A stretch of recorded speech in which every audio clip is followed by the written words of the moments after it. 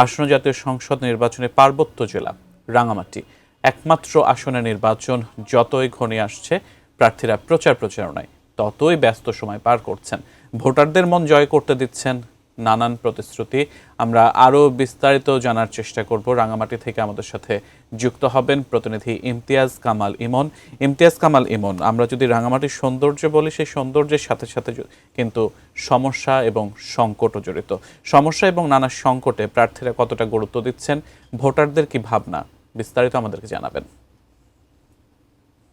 আপনি যেমনটি বলছিলেন 299 নং আসনে এবারে ত্রয়োদশ জাতীয় সংসদ নির্বাচনে 7 জন প্রার্থী কিন্তু ইতিমধ্যে তাদের নির্বাচনী যে প্রচারণা সেটি শুরু করেছে। এর মধ্যে জাতীয়তাবাদী দল বিএনপি থেকে অ্যাডভোকেট দীপেন দেওয়ান, বিপ্লবী ওয়ার্কার্স পার্টি থেকে জুই চাকমা, ইসলামী আন্দোলন বাংলাদেশ থেকে জসিমউদ্দিন এবং 10 দলীয় জোটের প্রার্থী আবু বক্কর সিদ্দিকী ছাড়াও কিন্তু এখানে একজন স্বতন্ত্র প্রার্থী এবং লাঙ্গল প্রতীকে অশোক তালুকদার নিয়ে তাদের যে নির্বাচনী প্রচারণা সেটি ইতিমধ্যে এখানকার যে দুর্গম পাহাড়ি উপজেলাগুলো রয়েছে সেগুলোতে তারা চালাচ্ছেন।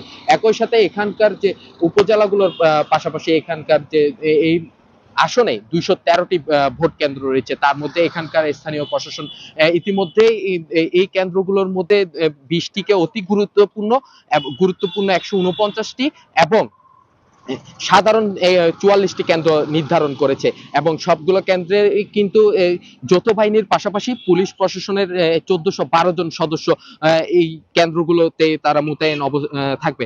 একই সাথে এখানকার নির্বাচনী যে প্রচারণার কথা বলে, এখানকার প্রার্থীরা এখানকার যে ভোটারদের কাছে নানান প্রতিশ্রুতি দিচ্ছে। এখানকার সার্বিক উন্নয়নের পাশাপাশি এখানকার যে এটি যেহেতু পর্যটন নগরী, সেই পর্যটন নগরীকে আরো কিভাবে উন্নত এবং শিক্ষা চিকিৎসা সহ সার্বিক উন্নয়নের প্রতিশ্রুতি দিচ্ছে। তো সব মিলিয়ে এই ছিল আমার কাছে রাঙামাটি থেকে সর্বশেষ।